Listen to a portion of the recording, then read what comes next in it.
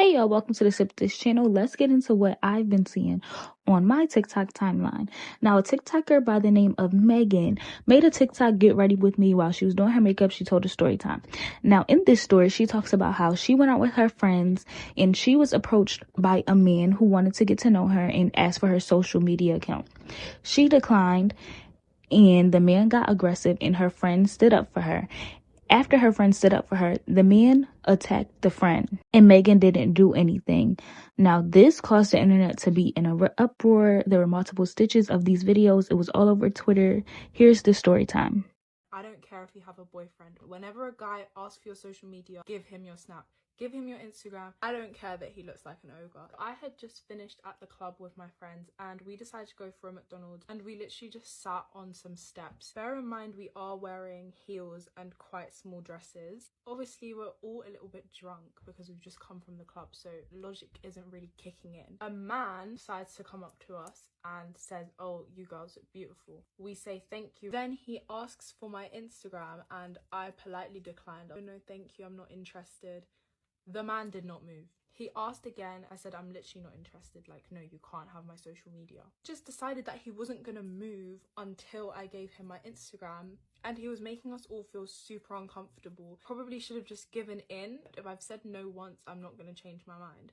Obviously, men don't understand that. So my friend stood up and she said, "Please, can you move away?" She said no. He said, "No, I'm not moving until she gives me her socials." My friend again said, "Move away." She said no, "Leave us alone." This man then proceeded to punch her and she literally fell down the stairs, but he wasn't done.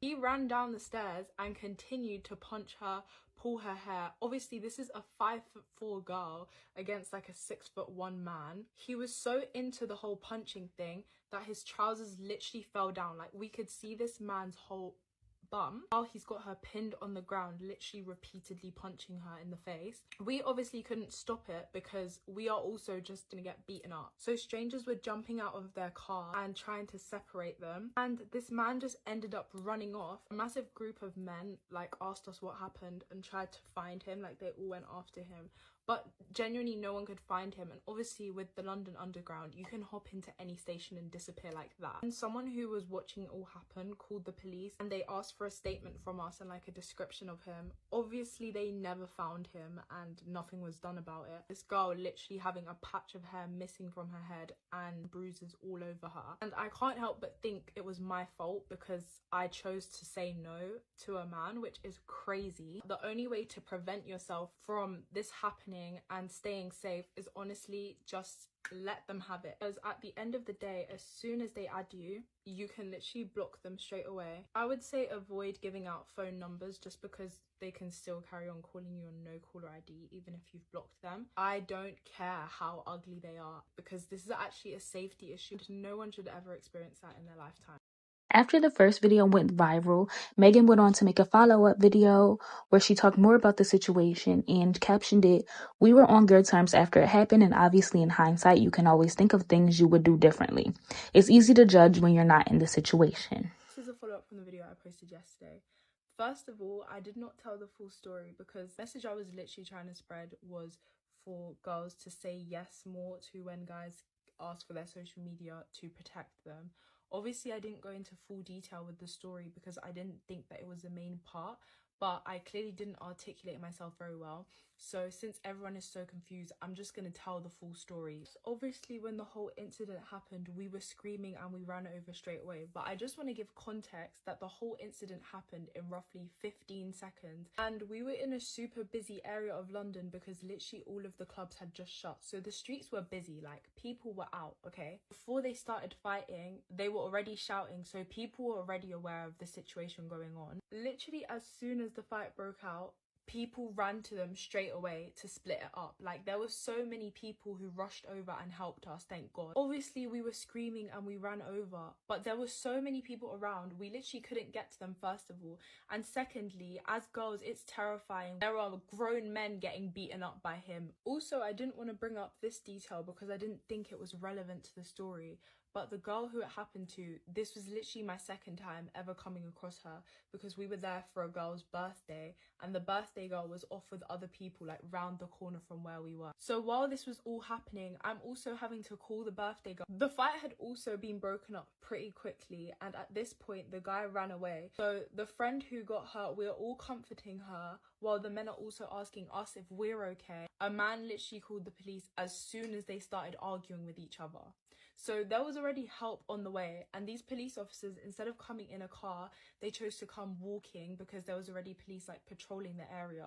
So help came like pretty instantly as well. I took a picture of the man and I had to email it to the police as evidence, and we all had to give statements because we were all involved. We literally had to give descriptions of the man, and then the police a few weeks on said that the picture wasn't good enough quality because obviously it was very blurry. In the story I made it seem like we were just stood back doing nothing, but if you were to literally watch it back, you can see how many cuts there are in the video because I didn't want to give too many details and I didn't feel like it was that relevant, considering the whole point of the video was me trying to bring awareness to girls not giving out their snaps. Obviously, yes, now I realise I completely misconstrued the whole story, but I didn't even feel like I needed to go into that much detail. But at the end of the day, the message that I was trying to put out was literally to protect girls' safety, and I feel like that was completely missed from the video. Obviously, I didn't tell the story well enough. Literally just trying to prevent a similar thing from happening because I know many girls that go out clubbing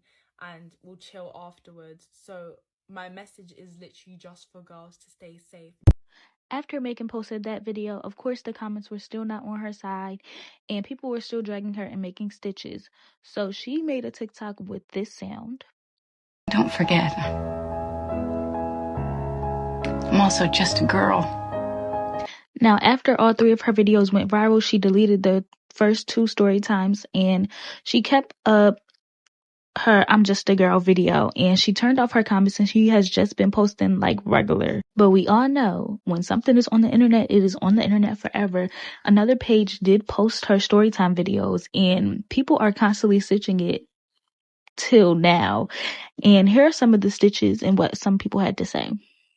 So you go out and a man comes up to you and asks you for your social media, you say no, and the girl that's with you stands up for you and tells him to piss off, and he ends up beating her up because she stood up for you, and you stand there and you watch her get beat up.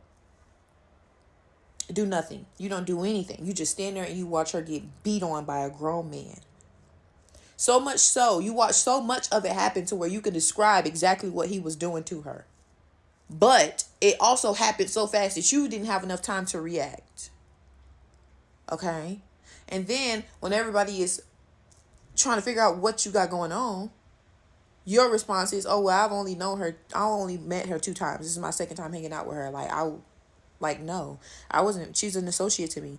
And that wasn't the point of my video. The point of my video was about women's safety. How can you advocate for women's safety when you stood there and watched a woman get beat up?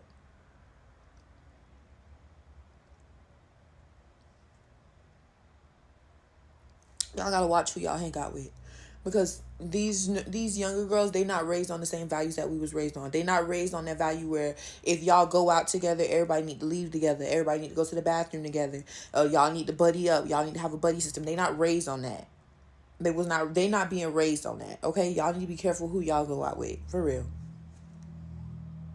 Because I don't care if I've known you for 10 years or 10 seconds. If we go out together, we are leaving together. And if you get into something, then I'm in it with you. And whatever the hell happens is what happens. But it's going to happen to both of us. Like, why would you think that would be okay? Like, you thought we would all side with you? Like, Megan, you can't run from this.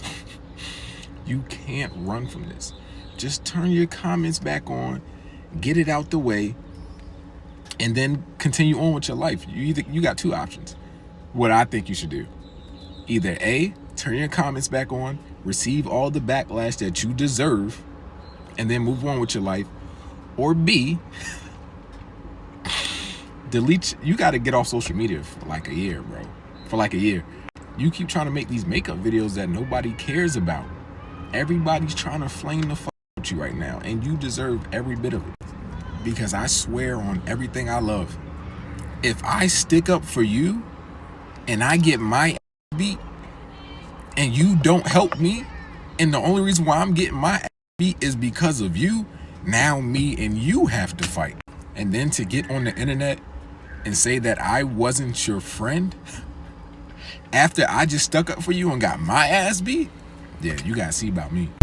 Now, I understand Megan was trying to spread a message to her followers, but I feel like the message could have very well been told without the traumatic story about how your friend got attacked brutally by a man who could not take rejection.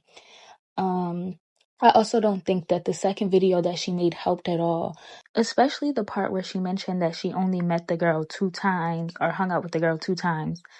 Whether you hung out with her 2 times or not, she's the only one that stuck up for you and got beat up for it. So what does that have to do with anything? Now, me personally, if I was in Megan's shoes, I would have handled the situation differently. I don't care how big you are.